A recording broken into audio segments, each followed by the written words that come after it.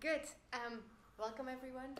It is my great pleasure and honor to introduce Mariana Budjeryn today to come give a talk in the first session of the inaugural Global Security Speaker Series. Her talk is entitled Inheriting the Bomb, A History of Ukraine's Nuclear Disarmament and Why It Matters. So Mariana is a senior research associate at the Harvard Kennedy School with the Managing the Atom program, as well as part of the National Academy of Sciences. Her research and analytical contributions have appeared in the Journal of Cold War Studies, Non-Proliferation Review, Foreign Affairs, Washington Post, Boston Globe, the Bulletin of Atomic Scientists, War on the Rocks, and the publications of the Woodrow Wilson International Center for Scholars, where she is a global fellow. So just to say, we are really honored today to have you join us. Before we kick it off, just also a quick word of thank you, both to the Pardee School and to the Center for the Study of Europe for hosting and sponsoring this wonderful first event. And this is also part of the Europe in the World series, which is an initiative of Professor Kaya Schilde, the Jean Monnet Chair in European Security and Defense. And so to give a little bit of background on the Global Security Speaker Series, this is a new speaker series that's aiming to bring together scholars and practitioners around global security issues, while also celebrating the strong regional expertise that exists at the Pardee School. And so our next event will be on May 2nd. We'll have Umar Ba come talk to us about the pacification of Madagascar. So Mariana, please take it away for about a 30-minute presentation, and then we'll open it up for Q&A from all of you. So thank you again. Thank you, Sanne, for inviting me, and thank you, Pardee School, and all of you for coming here this early afternoon, I suppose, for this talk. I suppose the second part of the subtitle, Why Ukraine's Nuclear History Matters Today, and the history of its nuclear disarmament, is probably the easiest to answer. Right? There's a major conventional war in Europe. There's hundreds of thousands dead now, and the war is going on into its third year. Things like war crimes, mass graves, civilians losing their lives, extrajudicial killings, gang rapes, a generation of kids growing up in war shelters, in bomb shelters. That's no longer something relegated to history books. This is a living, everyday present for millions of people in Ukraine. And so when we think about this, and when we think, well, yes, even if Ukraine prevails at some point, whatever that might mean, with its resilience and perseverance and bravery, and with Western help, even when that happens, these losses will never be, you can never return them, right? These people will never come back to life. These kids will not be untraumatized. Women will not be unraped. And when you think about it, you ask, well, what could have prevented this in the first place from happening? And to this question, when we start thinking about this question, the history of Ukraine's nuclear disarmament really comes back front and center.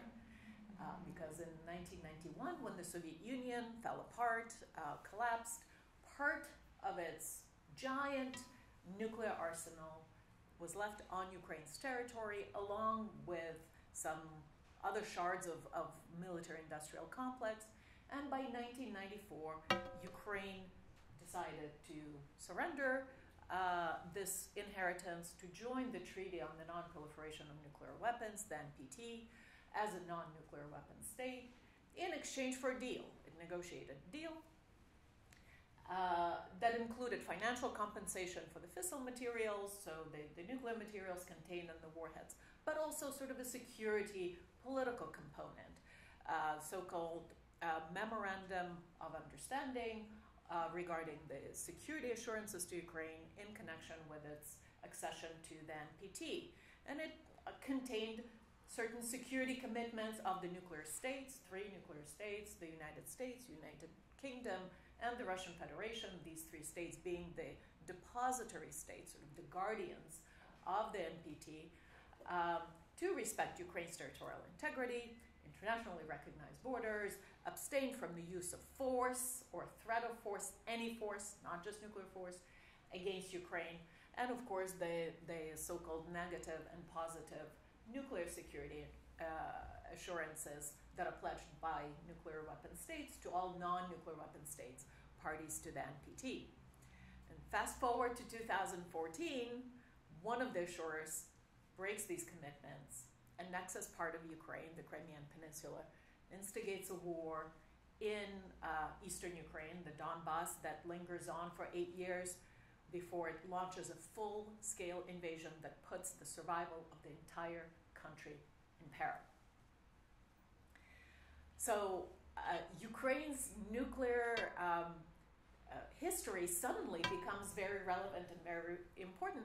And let me say, this has not always been the case. When I started this research project, embarrassingly long time ago, as a PhD student, in 2010, 2011, I had to actually fight tooth and nail to keep this topic as my dissertation topic, because I was told, like, these are the margins of nuclear history. Why do we need to know about? What are the implications of this story?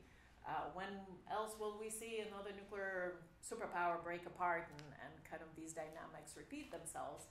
And this was, I guess, the case of stubbornness paying off, where I stuck to my guns, figuratively speaking. And after 2014, nobody really asked where's the relevance of this research, even if empirically turns out that we knew very little about the story. And I encountered it as a researcher, certainly after the topic made its comeback into public discussions and political discussions in Ukraine and elsewhere after 2014. Roughly speaking, 2 sort of narratives emerged, right? 2 kind of simplified stories about Ukraine's nuclear disarmament. One, in Ukraine, it was a narrative of regret.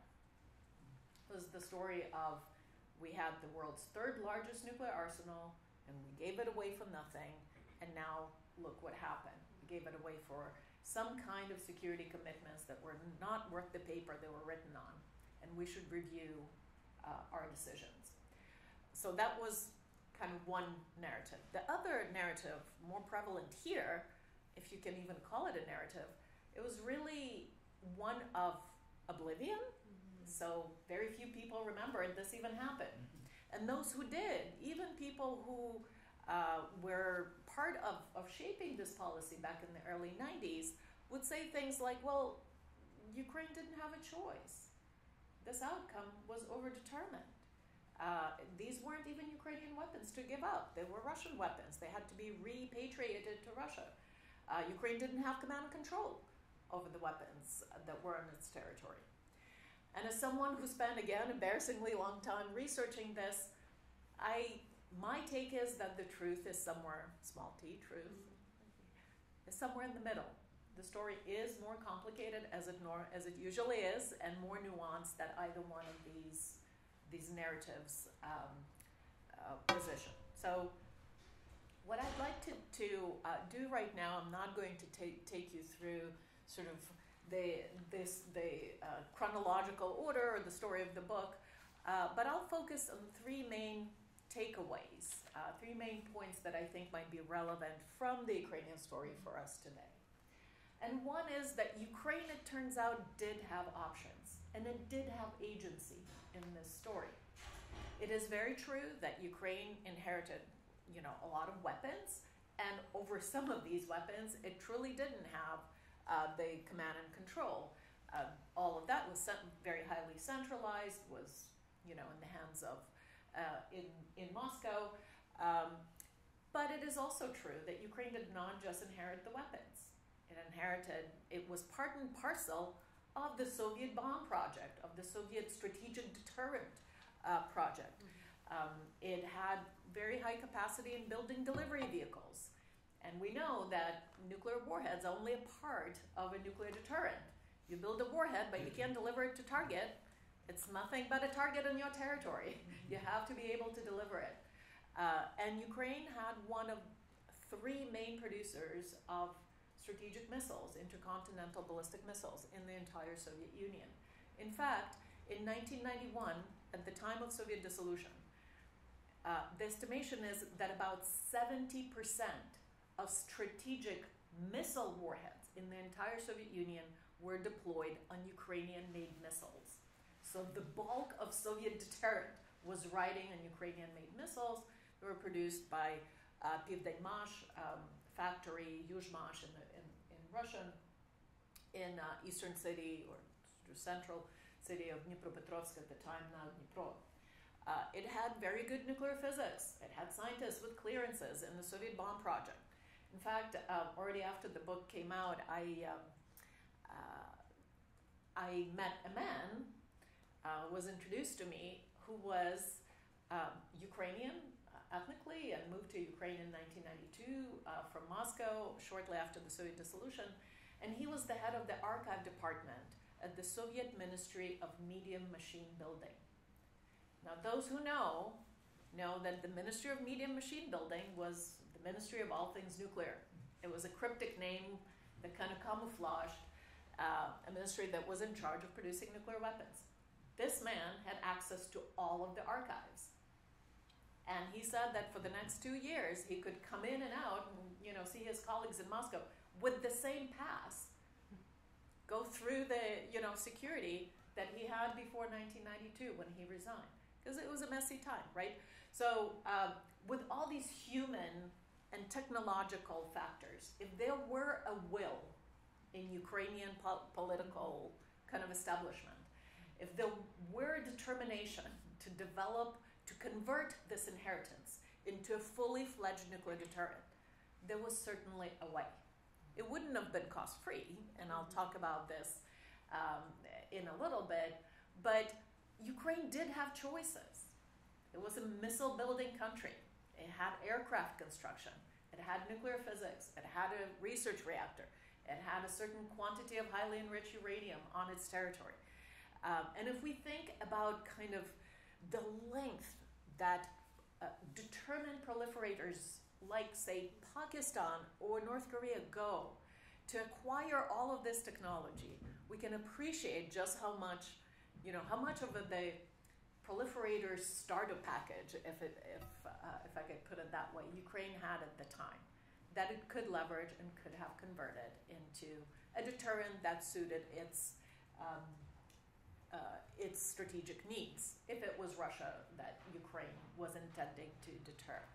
Another thing that Ukraine sort of had alongside with Kazakhstan and Belarus to other former Soviet republics that inherited parts of the Soviet arsenal was a claim to be legal successors to the USSR. Now, that's a claim that no other aspiring proliferator really had. USSR was a nuclear weapons state recognized under the NPT. It ceased to exist as a subject of international law. It fell apart. And so there was a process of succession.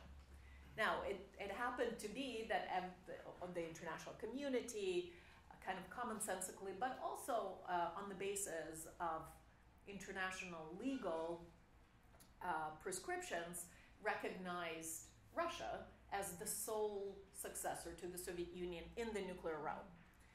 And there were good reasons for that, right? Not just kind of commonsensical understanding that, Russia and the Soviet Union are about the same thing, which they were not. But in the popular and even expert imagination, those two things still, to my amazement, are conflated, used interchangeably. Russia, Soviet Union. In any case, Ukraine mounted a rather persistent campaign to be recognized as a legal successor to the Soviet Union in the realm of, say, arms control, as a successor to the Strategic Arms Reductions Treaty, START, and some other arms control treaties. And in the end, by kind of getting this deal from the United States and the UK and Russia, right, negotiating a deal. In a way, it obtained a recognition to the claim that these were Ukraine's weapons to give up. So here's just like a really quick map of what was situated in Ukraine. You know, four, at that time 5 nuclear power plants. Chernobyl was still operating. So a very well-developed civilian nuclear energy industry. Incidentally, Chernobyl nuclear power plant operated RBMK reactors that were derivative of the Soviet military plutonium-producing reactors. So in their spent fuel, there was a high kind of concentration or occurrence of weapons-grade plutonium that, again, could have been reprocessed and used for bomb materials. There were 2 strategic missile divisions at, where is it? Oh, I can't, does it? All right, it doesn't work. At Khmelnytsky and at Pervomaisk down here, 2 strategic bomber regiments at Priluki and Uzing, flying or kind of where 25 Tu-95s were deployed at Uzing and 19 Tu-160s. Incidentally, the same aircraft that Russia uses today to bomb Ukrainian cities and critical infrastructure. Those were armed with about 1,000 air-launched cruise missiles. About 700 of those were nuclear-tipped. The rest were not. The rest were conventional. Again, the KH-55 series, Alcom's air-launched cruise missiles are exactly the weapons that are being used to bomb Ukraine today, amongst others. And I think 3 on the mainland, 3 nuclear weapons storage facilities at Nadvirna, Tsibuleva, and somewhere else, and Makariv up there. So as you can see, it was quite an endowment, a nuclear endowment that Ukraine received from the Soviet Union. And by 1994, Ukraine decided to give all of that up, not the nuclear energy industry, of course, but everything weapons related. Why? We talked a little bit over lunch before this talk about kind of the various drivers and maybe which theories best explain Ukraine's decision making. I am a recovering IR person and a political scientist, and I have converted over to history simply because when you start delving into the empirics of things, you realize that all of these things matter. That power matters, that security matters, that the economic considerations matter. And in fact, and that norms matter and identities matter.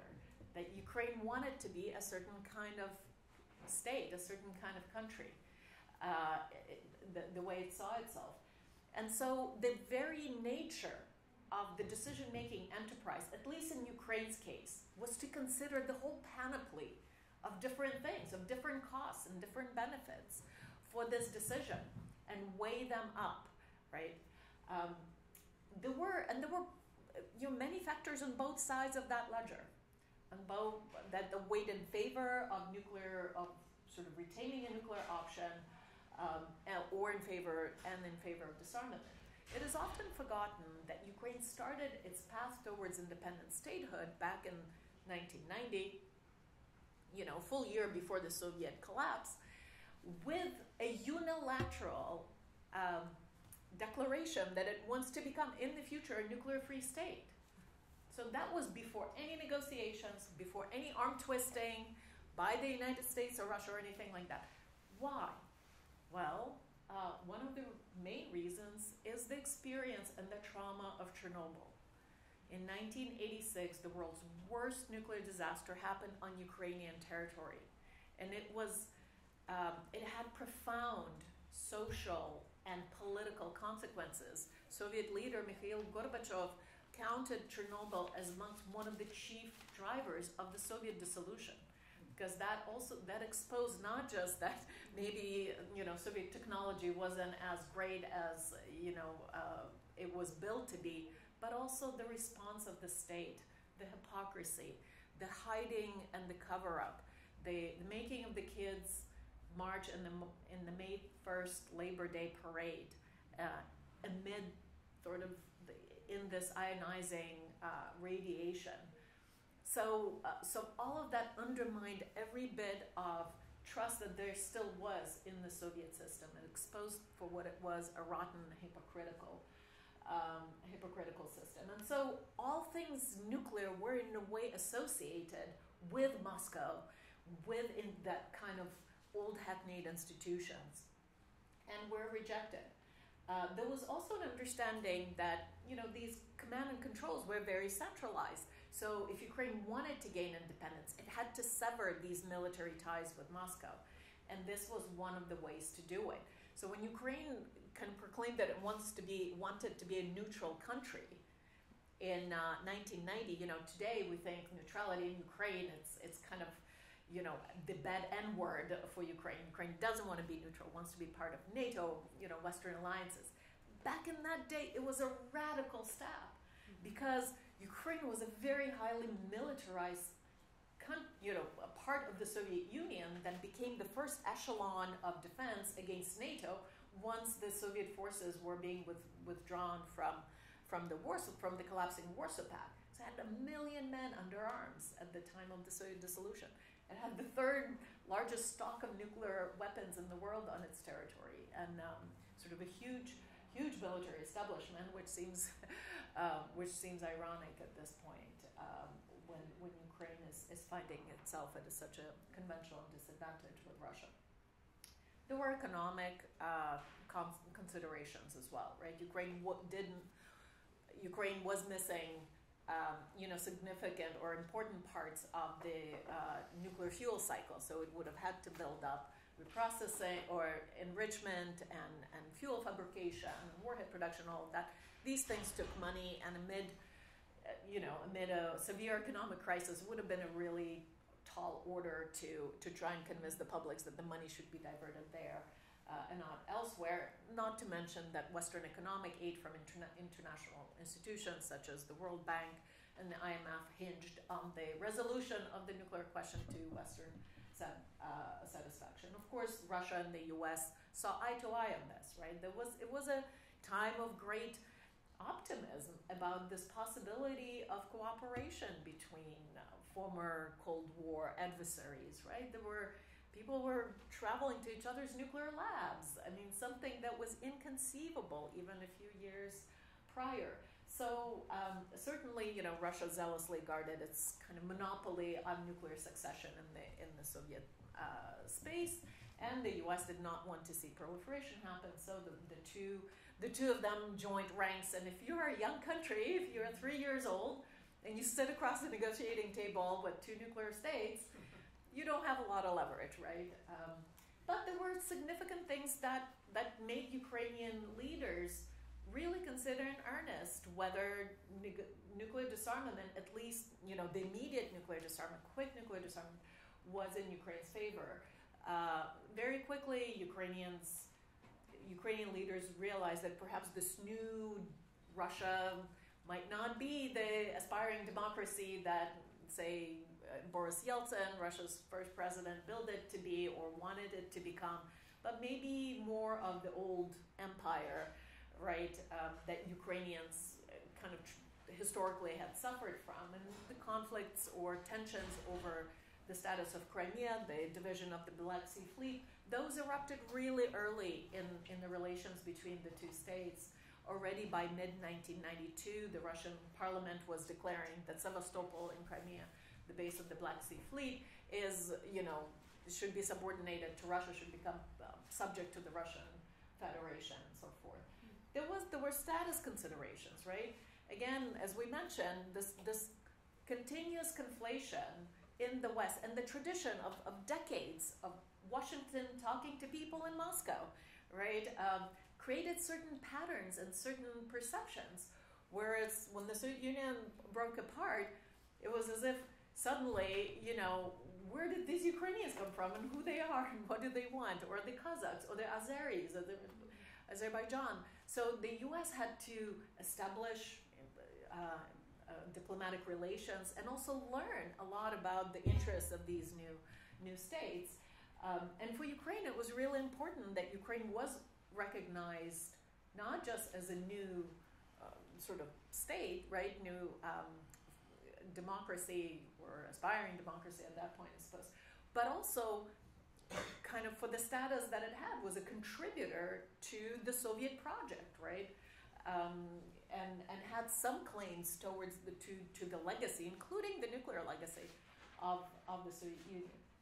But in the end, I would, kind of my conclusion looking at it overall was that Ukraine made this decision not just because of the things it wanted to get, or things it wanted to avoid, but for the kind of country it wanted to become. It was emerging out of this, communist totalitarian empire. It wanted to be a democratic state, a European state, right? And so it wanted to join the international community on good terms, and it was made clear to Ukraine in no uncertain terms that, playing with the nuclear issue was not going to get it anywhere, was not going to score international brownie points, if you will, for Ukraine. So Ukraine wanted to be part of this kind of community of nations, join the international community on good terms. And that kind of swayed this calculation ultimately in favor of disarmament. Another takeaway is that the world that Ukraine was joining was not a free-for-all. It was a very densely saturated world with international institutions and norms and ways of doing international business, right? So, for instance, there was no contestation over the conventional military part of Ukraine's nuclear inheritance. Whatever was in Ukrainian territory was Ukraine's in its own right. But because of the existence of the NPT, that was this large international regime that defined which states are nuclear weapon states, which states are not, it provided grammar for the nuclear world, and it governed the rules of possession, right, and the rules of engagement in the nuclear world. The issue of the nuclear part of Ukraine's inheritance immediately became a matter of international politics, not so with conventional. So it was kind of a stark difference with which these two parts of military inheritance were treated by the international community. In addition, any claim that, say, Ukraine or even Kazakhstan initially made to be sort of a temporary nuclear state in recognition of their succession rights, or to have ownership but not possession of nuclear weapons, those could hardly be reconciled with the kind of very stark binary nuclear, non-nuclear within the Non-Proliferation Treaty. You couldn't join the Non-Proliferation Treaty as a temporary nuclear state. It just didn't exist, a category that did not exist in international normative space. And for Ukraine to argue that it, for instance, might join the NPT as a nuclear weapon state, as a successor to a nuclear weapon state, would have defied the so-called object and purpose of that treaty.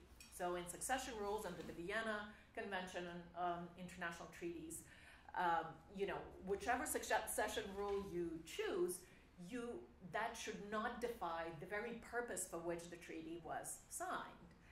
And so for Ukraine to join as yet another nuclear weapon state would have defined the purpose of the Non-Proliferation Treaty and was thus not sustainable in international legal terms as well as in international political terms. And so Ukraine realized it could only be nuclear in whichever shape or form outside of that regime. And that was, again, a space where Ukraine did not want it to find itself at the time. I'll skip about the arms control architecture, but I'll be happy to talk about this in more detail in Q&A.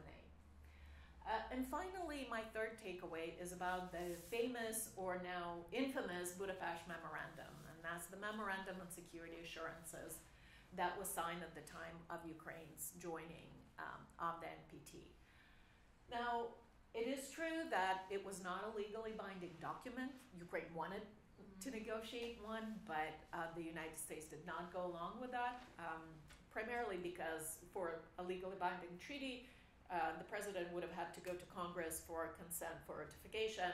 And if you're a US president and you can achieve your foreign policy goals without going to Congress, you certainly do it, and you don't squander political capital on that. So, clearly US had enough leverage to get Ukraine to agree to this deal without the legally binding bit. But also,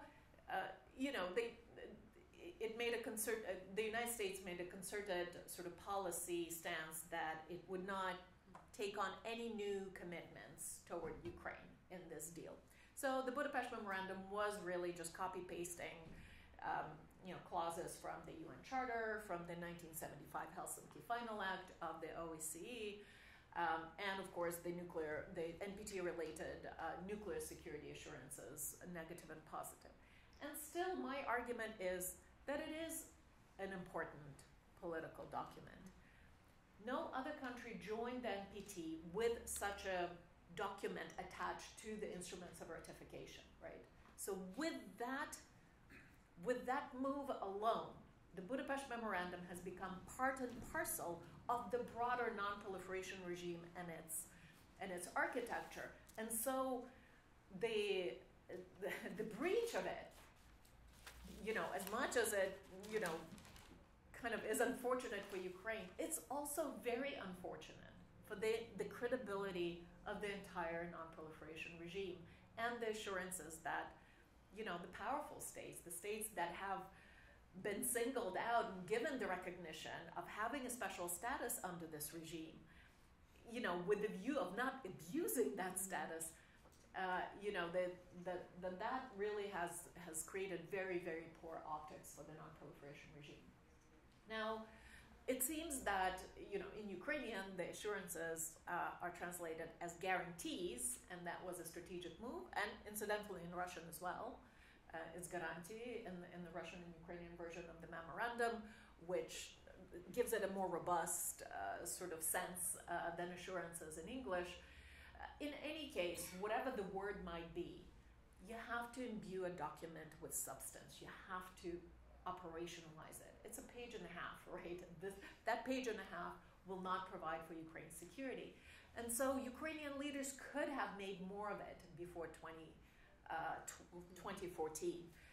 It could have possibly served as a framework for defense cooperation, for more in-depth defense cooperation with the signatories, with the Western signatories, for instance. So when the breach happened in 2014, Ukrainians went and they pulled out this paper and said, "Wait, but we have the Budapest Memorandum and it says guarantees on it in Ukrainian." That's not how international instruments work. You have to really imbue them with substance by operationalizing them. By the same token, after 2014, for some reason, the signatories, the Western signatories, United States and UK, decided to sideline this agreement altogether and made very little of it. They said, well, we didn't break our commitments. We didn't violate your borders, right? So we're good. But the spirit of the memorandum was, of course, a lot more than that, than the letter.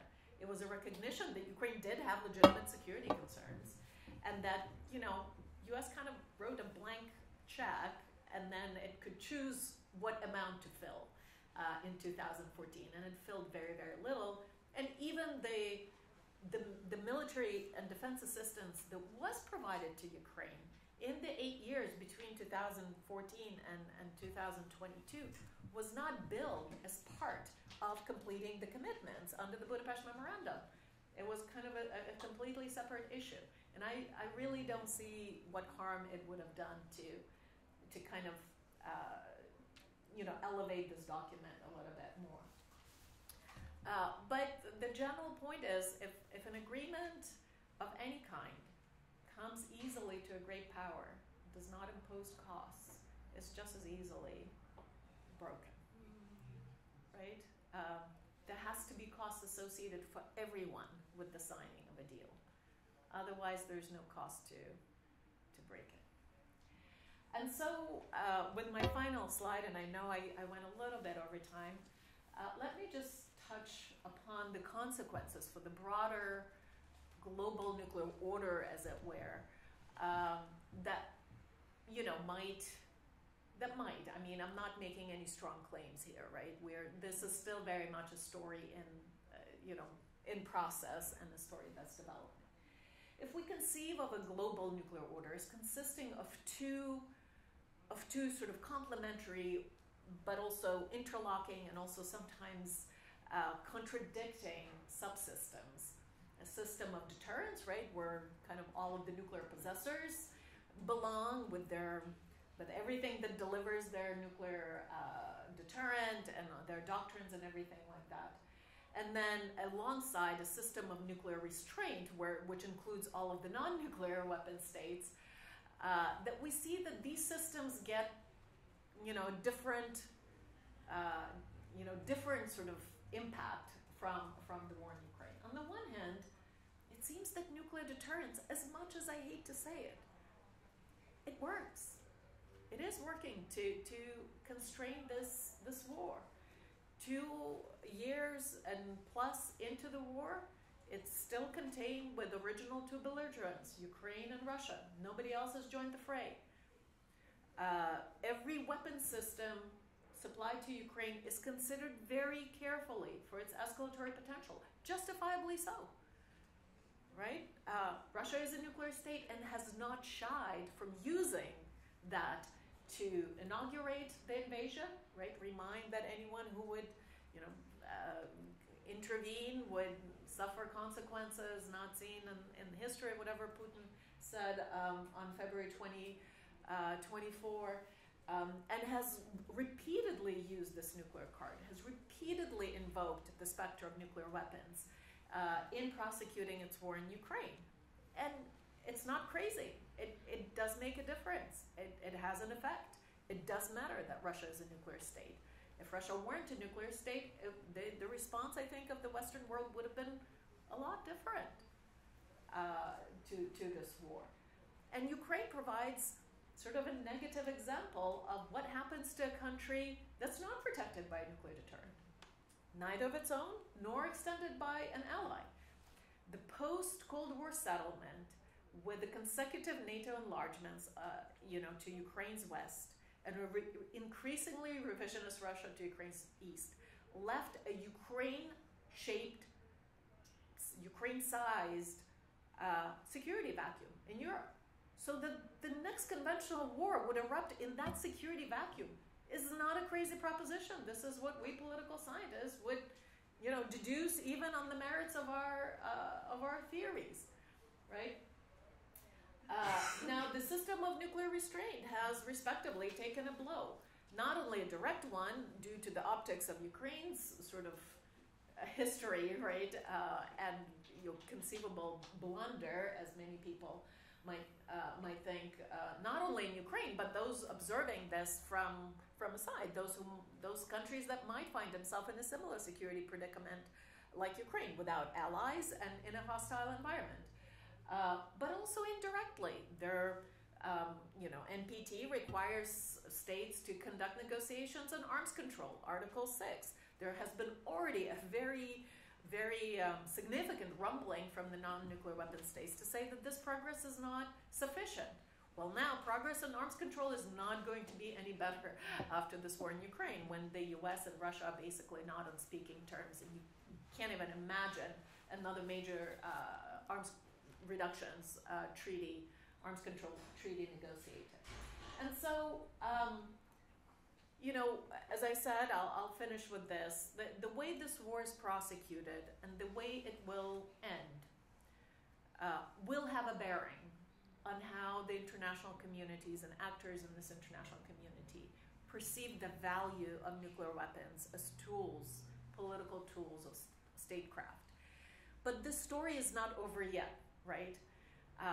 There's a way in which Western governments, in which proponents of nuclear non-proliferation can react and can act in a way not to prove Ukraine wrong, to have done the wrong thing, do not punish a country that has done the right thing in the past. Thank you so much for your attention.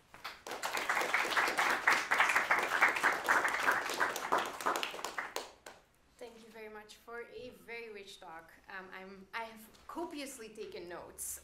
This was phenomenal. And we already have a couple of people lined up in the Q&A. So if you have a question, please raise your hand. I'll add you to the queue. And we're kicking it off with Professor Berger. Well, thank you very much, Mariana, if I may. This was a very informative and thought-provoking talk. I just have two quick questions and observation. You can react to them however you like. One question is, in terms of the Ukrainian government at the time, Kravchuk and Kuchma, I guess, is the sort of the two leaders. And when we're looking back at them, what was their evaluation of a potential threat from Russia? Right? I mean, what were they thinking about the possibility? I mean, there were the Zhirinovsky types out there who were, making crazy statements. That doesn't seem to be the direction that Russia was. And if Russia did develop its threat, just like until 2022, we thought that Ukraine would be militarily a mission impossible. We couldn't possibly provide real conventional security guarantees. And when we were asked to do that as late as 2008, 2009, the Romanian NATO summit, the answer was no. So this is all before NATO expansion, even the consensus on the necessity for NATO expansion had taken place. So when we evaluate this, how did the governments at that time? Also the second one, which would be sort of the real side, balance of power, but on the other side also at the time, I have endless debates with some of my friends, including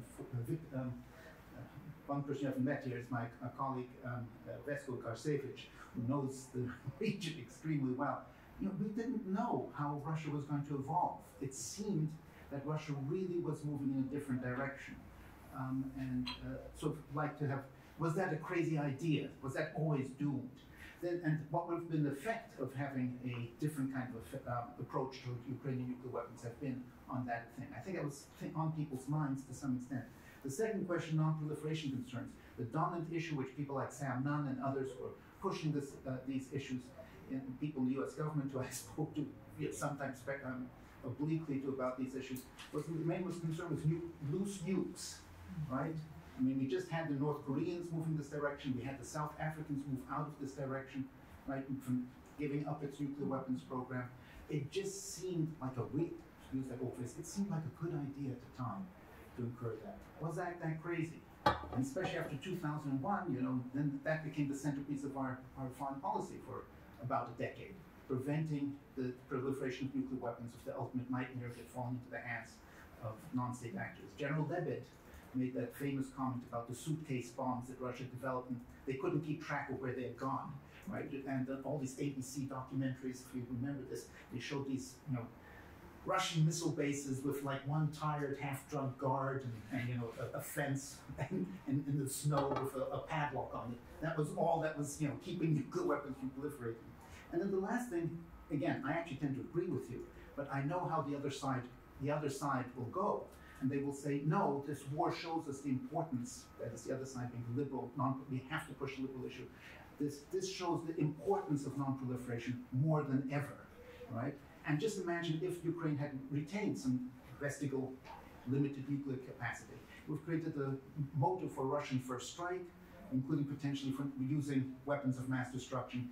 So really, it shows the opposite of what you're saying in terms of the takeaway. So sorry to... Let me take the loose nukes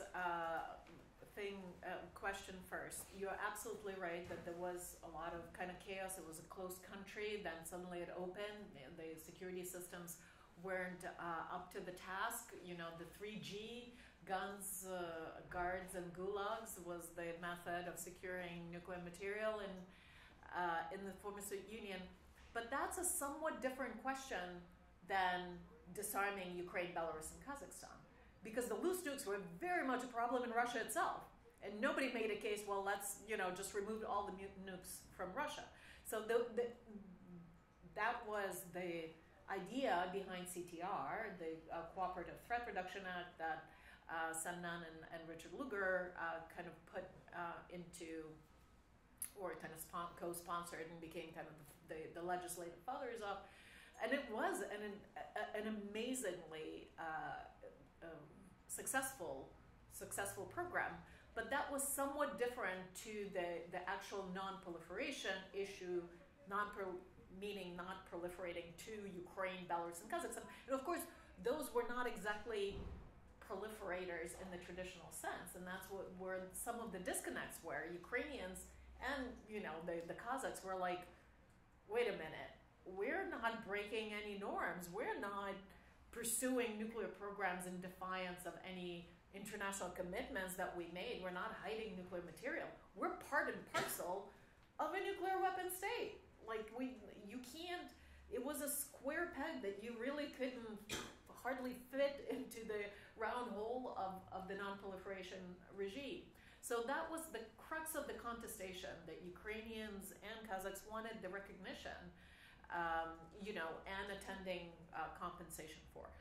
Moving to, if, say, Ukraine were to review its commitment to disarmament, which it never officially did, neither under Kravchuk nor under Kuchma, although internally there were discussions about utility of maybe, considering a different option. And, as it happens, I wonder if you need to have such a staunch view of Russia as kind of this penultimate threat in order to arrive at a thought that you need to provide for your own security somehow, right? So no, there wasn't, Kravchuk had a decent relationship with Yeltsin. They could agree things.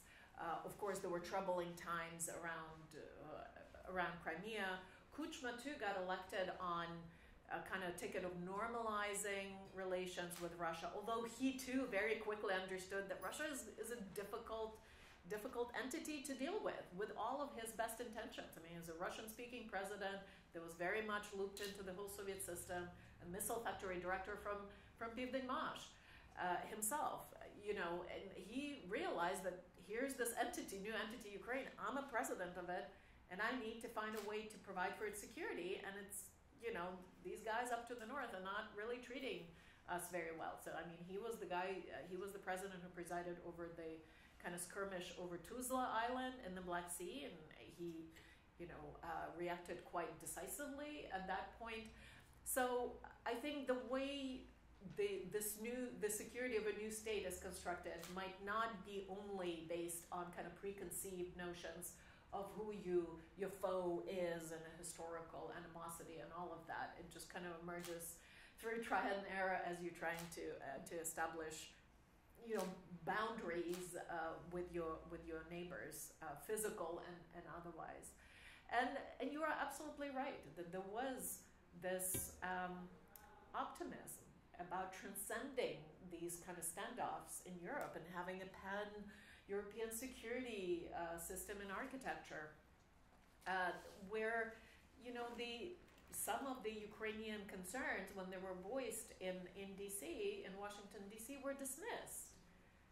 Like, you guys are talking still, 19th century, when Russia is this kind of traditional imperialist oppressor. We're moving to the new world where we can cooperate, including on nuclear security and security, Russian bases and things like that. So one thing I would add, though, is that in hindsight, when you start reconstructing these events, you realize just how narrow that time frame was, just how little, just how small that crack of hope for Russia really was. Because by October 1993, Yeltsin is firing at his own parliament, and 100 people die, right? In Ukraine, at the same time, when there is a constitutional crisis and the miners are, protesting, Kravchuk calls early election, and he goes for an early election and he loses to Kuchma. Yeltsin solidifies his rules and starts ruling by decree. And then appoints a successor. I mean, Yeltsin is the only truly democratically elected president ever in Russian history. The rest is a series of basically appointments and electoral manipulations. So already in the fall of 1993, you have this critical juncture. And both countries are in a very similar position. Ukraine pivots towards, yes, a messy, dysfunctional kind of rule, but yet manages to preserve vestiges of democratic procedure and substance, whereas Russia takes that turn. And I think it was a failure, again, of this, perhaps inspired by this optimism. It was a failure in the West to catch it in time, to really see how short-lived that glimpse of democracy was before, the noose tightened. Professor Poznański. Great, thanks. I had a question about deterrence. So you described it, I think, as deterrence succeeding, because the West has had to carefully calibrate the amount and type of weapons it's providing to Ukraine to attempt an escalation, which I think is right. But the question, I suppose, is it working too well in the following sense? From the US/the West's perspective, I bet they really would prefer Russia not to have nuclear weapons. They could provide whatever assistance would be most efficacious without having to worry about nuclear escalation.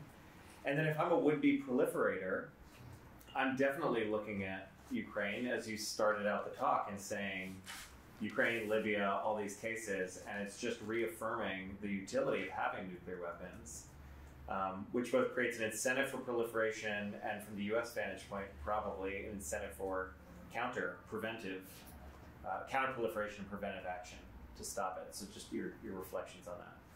That actually ties to the question that I failed to answer before about kind of different interpretations of what does this do for proliferation. I think it will be, we are yet to see what people make of it, right? What different states make of it. I think there's cases, depending on where you sit, there's cases to be made either way. I disagree that it makes a case for non-proliferation. I think it makes a strong case for disarmament, which is not the same thing. Non-proliferation means certain states get to have nuclear weapons, others are stopped from doing that. Disarmament is what TPNW tries to do, is put everyone, on an equal footing. So for me, the more important counterfactual that what would this war have happened if Ukraine had nuclear weapons still, the more important counterfactual is, would Russia have invaded if Russia were not a nuclear state? Maybe, but I think the probability of that would be a lot lower. I mean, if we, it's not a binary, right? Yes and no. But if Russia could not rely on its deterrent to prevent others from coming in and helping Ukraine, look at Yugoslavia, first out of area mission for NATO, came in, closed the sky. No-fly zone over whatever parts of Yugoslavia, whatever it was, Bosnia and Herzegovina, I think, and Croatia. Shut down a bunch of Serbian aircraft in enforcing it. That's what Zelensky was trying to convince the world to do in the first months when the missiles were raining in Ukraine. But for NATO aircraft to shoot down a Russian aircraft, then you have a direct kinetic conflagration between two nuclear-armed powers. And that's a place where no US president, no NATO leader will go. And so I think the abuse by Russia of that status and of that privilege, that recognition that it obtained conditionally under the NPT, is really damaging. And again, if I were Saudi Arabia or, perhaps some other, again, I don't see a domino effect ensuing now. A bunch of people launching headfirst into nuclear programs, but the future is long, and nuclear weapons are going to exist still for a very long time, certainly after this. So I think this is a pretty bad case for nuclear proliferation. Now, of course, the United States is going to try and stop it, but that's a added burden on U.S. non-proliferation policy, pregnant with all sorts of exigencies. For instance, if Iran steps over the edge, will U.S. launch a military action? No. Probably, hopefully. Hopefully no, and then you're up to 10 nuclear states in the world, as many outside of the NPT as in. And what does it do to your non-proliferation regime, which in Ukraine case was really important, that kind of normative framework for nuclear possession. Like, these are the recognized guys. We can't be out there. That's before India and Pakistan, right? So the longer we let that space outside of the NPT in nuclear possession kind of be normalized, the more it erodes the place inside the NPT. So I think that once you pull that string, there's many different ripples, and I don't know, which way they would go and what exactly the consequences might be. My kind of humble prediction is that it's not going to be good for the non-proliferation regime. Yeah, Professor Gordon. Thank you very much for your talk. And I realize you focused on nuclear bomb, and I'm surrounded by colleagues who love to study nuclear weapons. And I'm an army of one because I've always been interested in biological weapons. So could you just give an oral appendix? Is there an inheriting the bug story? Did Ukraine have biological weapons capabilities, know-how, etc.? Was there anything there at all that had to be considered? Not in Ukraine. So the Soviet biological program was on the territory of the Russian Republic, and apparently not even with the best efforts of Yeltsin, who promised to eradicate it. Not even that kind of succeeded, where the sort of establishment continued, and there's probably some of that. Now there were, despite Russia's best efforts to portray, I think, early in the war about some biolabs. So there were kind of scientific facilities that worked with pathogens, not in any way militarized, but they cooperated through CTR and now DITRA, the DoD's threat reduction agency, in kind of improving security systems and that's what the Russians latched on and said, like, oh, Pentagon is working with Ukrainian biolabs. But yeah, so I have a question about the Budapest Memorandum. You sort of alluded to it during your talk, but I was curious if there was a better deal available in 93, 94 that would have removed Ukraine's nukes but provided a better security guarantee. So there should have been a better deal, right? Whether, how achievable it was, there's different views of history. Of one says, like, history happened the way it happened because for the reason that it had to happen that way. There was certainly an opportunity to use that moment to negotiate and institute something over Ukraine and about Ukraine that would have made it more secure, not just for Ukraine's sake, but for the general kind of European security architecture. For instance, there was an idea at that time floated of the Austria State Treaty of 1955. So a treaty of sort of guaranteed neutrality, so not one kind of side could move in and, preserve the border. But again, anything legally binding was not particularly attractive to the United States. And again, because in that unipolar moment, U.S. could get a lot done without really putting a lot of effort in, a lot on the line, right? And because at that time, time was of essence for Ukraine in terms of economic deterioration, it agreed to the deal that it agreed to. But I'm not one to believe that Ukrainians were duped. Ukrainians knew very well, certainly the negotiators, what they were getting and what they were not getting. But there was kind of, outside of the written word and the signed paper, there was sort of a recognition of Ukraine's concerns, and there was sort of this narrative of this kind of reassurance that, listen, we're not going to let you guys stand alone if you come under threat. And if you see in 2014, it was actually the people who negotiated the Budapest Memorandum on the U.S. side that were the most, forceful in signing open letters and in arguing that we owe Ukraine a lot more, than we are providing. Ambassador Stephen Pfeiffer, anyways, other people who were Strobe Talbot, who was ambassador at large for Bill Clinton for the NIS.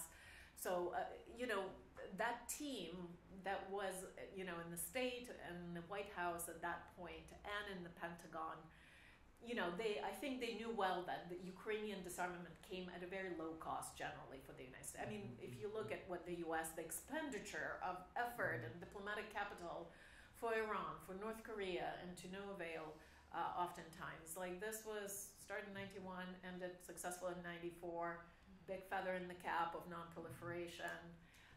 But again, you pay your dues sooner or later in one way or the other. So, Florian, please. Thank you. I really loved the presentation. I actually have a little bit of a follow-up question on the Budapest Memorandum. You mentioned that Ukraine, this was a very extensive treaty for Ukraine, and that Belarus and Kazakhstan, I guess by implication, did not have such extensive treaties. Why was that? Do you mean the Budapest Memorandum? Yes. So it was not an extensive treaty. It was a very short sort of memorandum of understanding. It was a political document, and actually, Belarus and Kazakhstan also got their own Budapest memorandums. They basically used the fruits of Ukrainian negotiating effort to have these copy-paste documents for themselves. That are also kind of now part, registered with the UN and part of the non-proliferation regime. So, they kind of came sort of as three cases within one bigger case. So maybe just like to slightly shift the question, can you tell us a little bit more about like the pathways in Belarus and Kazakhstan as compared to the one in Ukraine? Right. So, even though all three ended up, denuclearizing and joining the NPT, their paths were very different. And Belarus, for instance, put up no resistance, right? Like somebody said that negotiating with Belarus on the nuclear issue was like kicking open an open door, right? Like they're like, sure, take them away. And there are different reasons for it. It was a differently configured political system. The opposition there did not have, or kind of the anti-Moscow sentiment there wasn't nearly as prominent as in Ukraine, but it was also a less kind of strategically important country for Russia in the sense that the loss, quote unquote, of Belarus wasn't as painful as the loss of Ukraine in every possible way, economically, strategically, as we say, like they manufacture missiles and aircraft and a lot of other things and parts for the Soviet or then the Russian nuclear weapons complex. That wasn't as significant for with the loss of Belarus. It was kind of a smaller state, and also proportionally it was far more affected by Chernobyl than even Ukraine. I mean, 25% of Belarusian territory was contaminated. A bigger portion of, because it's a smaller country, right? And the winds blew north, so the trauma of Chernobyl there ran a lot deeper, in a sense. And if you read Svetlana Alexievich's work, the Nobel laureate for literature, The Voices of Chernobyl, it's a really important work. It gives you a glance into kind of the extent of the social trauma. So and then under Lukashenko, it went to sort of cooperating with Russia, and even he for a moment there he tried to use the missile division, and they had mobile missiles, the SS-25s, mobile missiles. Tried to stop the transfer to Russia to bargain for more security guarantees from Russia. So use that as a bargaining chip. And Kazakhstan, again, had a very different political regime and environment. It was ruled by the same person for a very long time, President Nursultan Nazarbayev, who was sort of like this benevolent autocrat in a way, was a very, very astute politician. He tried to use the nuclear issue initially to bargain, to exert kind of a better deal from the United States and in terms of security guarantees, and even appeal to the terms of the NPT for the definition of what makes a nuclear weapon state, which is a state that had tested nuclear weapons on its territory, or tested nuclear weapon before January 1st, I think, 1967. He said, well, Semipalatinsk, we've tested nuclear weapons here since 1949. The first Soviet bomb was tested here on August 29th, 1949. So he tried to appeal to these terms again to kind of legitimize the Kazakhstan's claim and Kazakhstan's status to these nuclear weapons. But in the end, their kind of economic situation was different too. They're a resource-rich country, oil and gas, and Chevron, then Chevron Texaco, were looking to develop an enormous natural gas deposit in Tengiz, $40 billion. So they figured, let's be on the good side of the Americans and not create problems. So the nuclear issue there got resolved very quickly, so the deal could go ahead. I'm going to follow up, Professor Berger. No, me. The conversation's so engrossing, I lose track. We should let other people also ask questions. Okay, yeah, so this is, again, in a counterfactual sense, and you spoke about Ukraine making this decision in part in terms of what kind of country it would want to be. Do you think that would have not going through the process, do you think that would have made it much more unlikely for the democratic development that transpired in Ukraine subsequent to this? Had Ukraine sort of kept the option? Especially with something where they had won their territory, but they didn't have full access to it, something compromise of that sort. So, yeah, it's hard. One thing I can say for sure that Ukraine today if Ukraine made a different decision about nuclear weapons back then, it would not be the same country today plus nuclear weapons, right? The country would have taken a somewhat different course of development. What it would look like right now is very difficult to anticipate. But, I was thinking and kind of considering different options that Ukraine might have had. Ukraine certainly would have had to transfer those warheads out to Russia, right? They weren't produced in Ukraine. It couldn't maintain them. It would have had to dismantle them anyways after, 10 to 12 years, right? So you can't rely on for your deterrence, on a nuclear weapon produced by your adversary. Clearly, it would have had to build up its own nuclear weapons program. Now, it didn't have the money at the time. The option that possibly could have been kind of this hedge, right, was to sign all the arms control treaties like Ukraine did and implement them, transfer all of these warheads out of Ukrainian territory, but not join the NPT. Keep that option open, be a holdout like India and Pakistan at the time, and at the time Brazil and Argentina. They were very important holdouts back in 1994. And, two of them went nuclear, two of them eventually joined the NPT.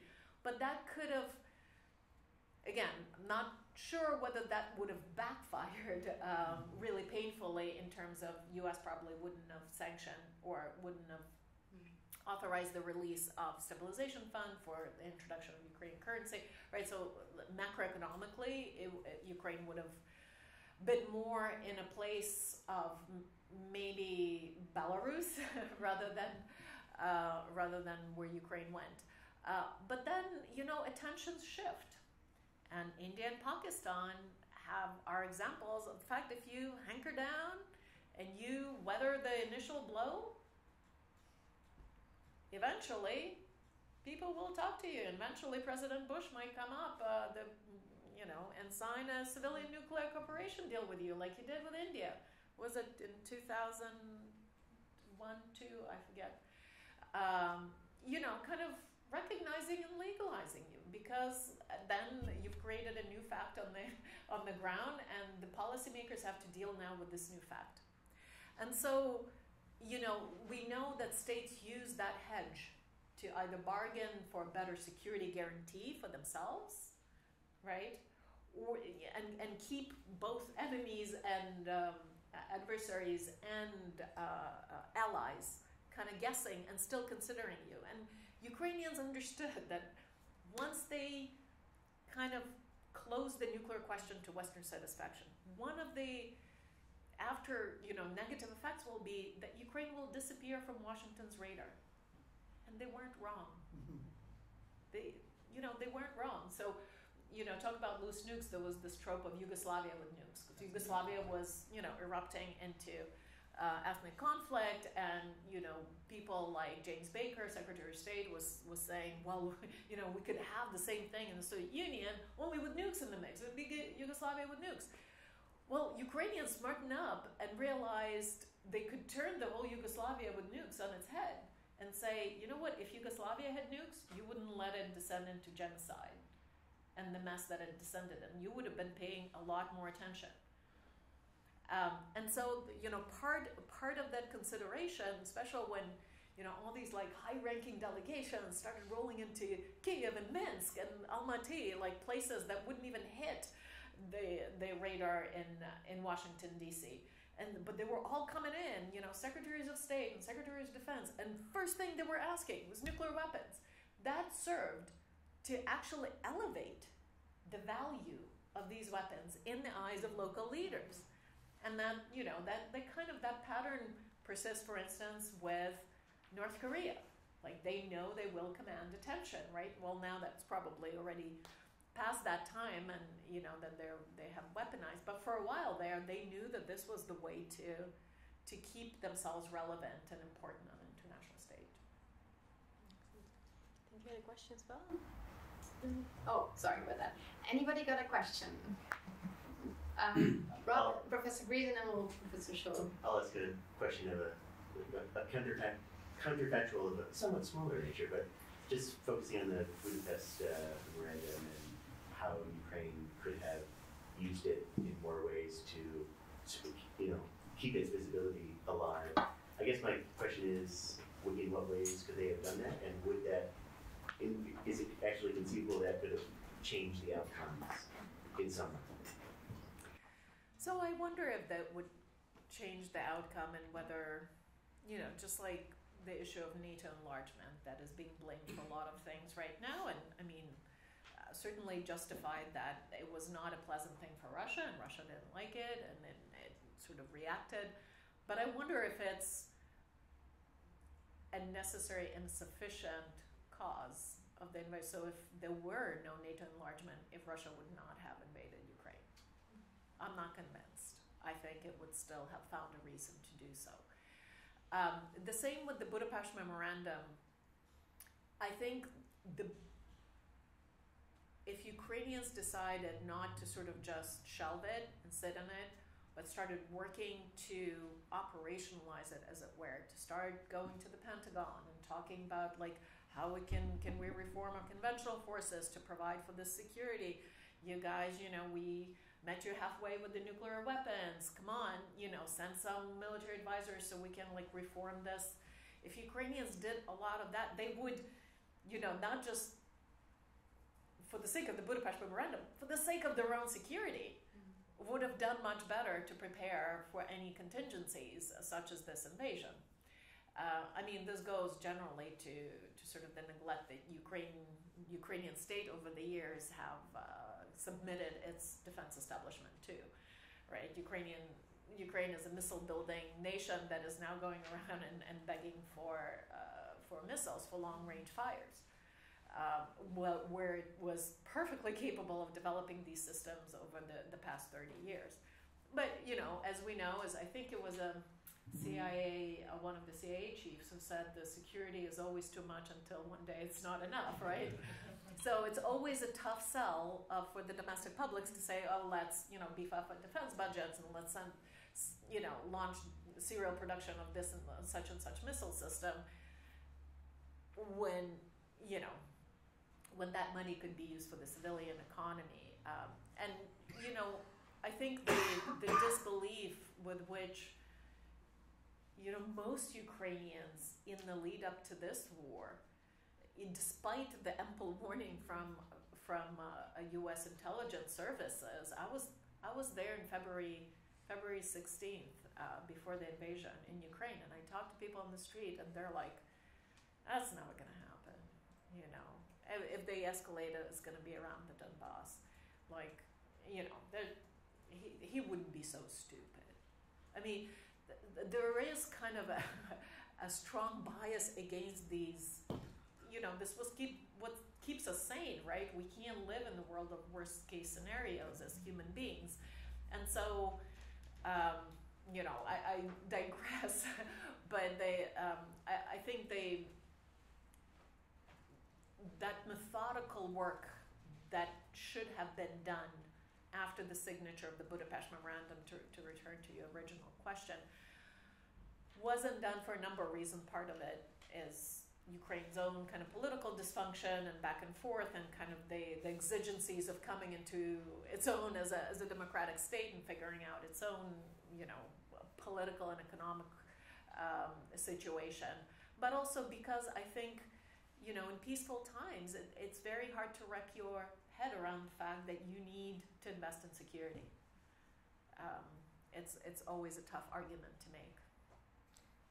Phenomenal. We'll end with Professor Schultz's question. Please go ahead.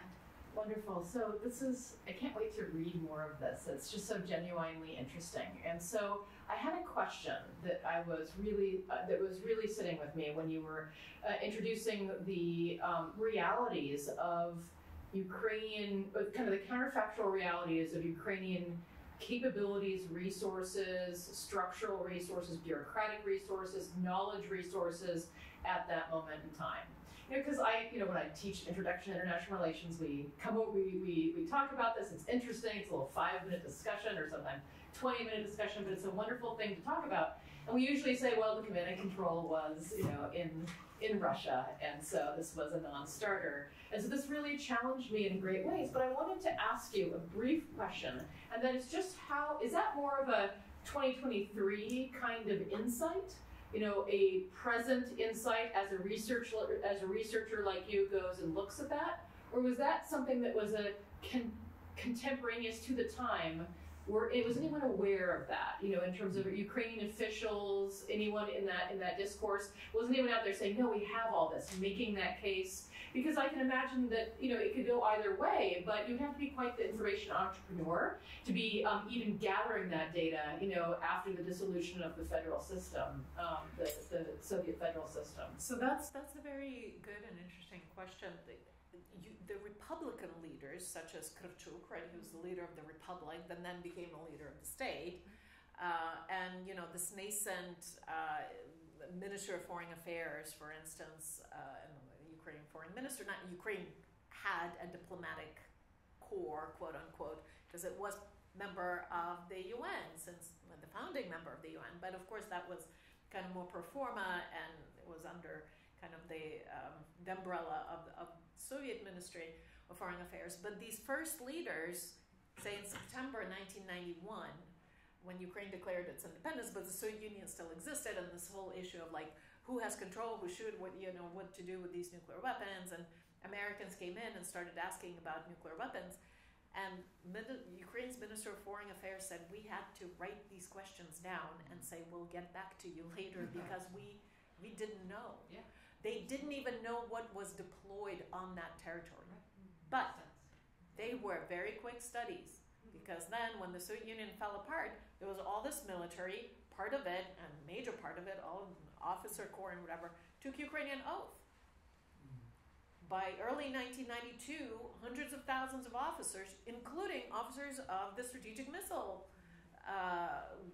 divisions and strategic aviation, actually the officers of strategic aviation units were some of the first to take Ukrainian oath, because the Soviet Union no longer existed. So you start cobbling together your own defense establishment, and already in March 1992, there's some of the first this is when kind of the internal discussions in earnest start. So the equivalent of the National Security Council with the President's office gathers, directors of physics institutes, the people from the Missile Design Bureau, the chief military officers, and says, all right, like, what are our options? What do we have? And this way they begin sort of getting some real information and really in earnest make better informed choices rather than kind of political declarations, but really consider choices in earnest. And people did learn very, very quickly,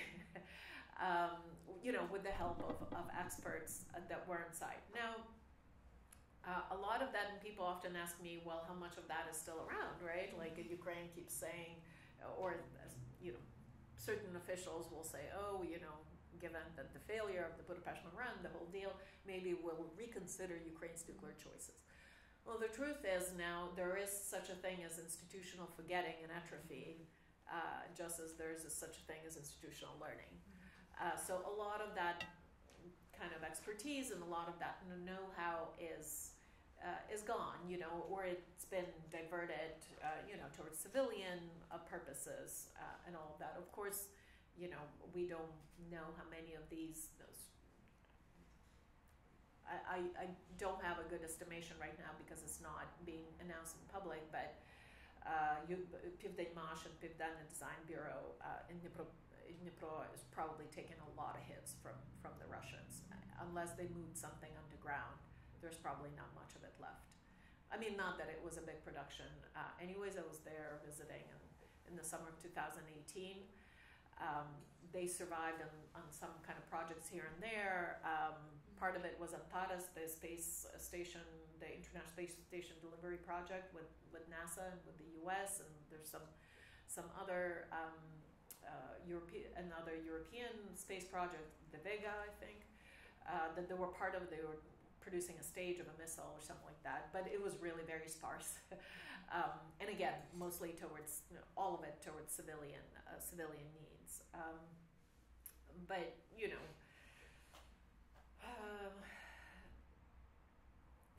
at the end of the day, though, nuclear technology is the technology of the 1940s. It's the stuff the United States was able, of course, with great resources, and you've seen Oppenheimer, the movie, it was able to marshal 70 years ago amid a war. It's no longer, we've known since China, 1964, and the test there, that even industrially sort of underdeveloped nations are capable of developing this technology. Rocket science is no longer rocket science. It's a technology that's widely available to those who are intent to pursue it. Okay, fabulous. I take away so much from this talk, including that this really critical juncture in the 1990s set us on a massive course both for Ukraine, the Europeans, Russia, and the whole world, and the system of norms. I really appreciated the way you taught about how these norms work, but symbolism and identity, and there's many students here, so I hope you kind of picked up those notions as we're talking through them in class. And the really tricky balances that states are in full, a nation like Ukraine that is in full development and in a little bit of chaos has to deal with and has to balance. So thank you very much, and I hope that many of you, specifically the students, can join us for an informal conversation. I have about 20 questions written down. I think you guys also sure have more, so we'll continue this conversation over some lovely cookies. But thank you so much, and thank you all for being here.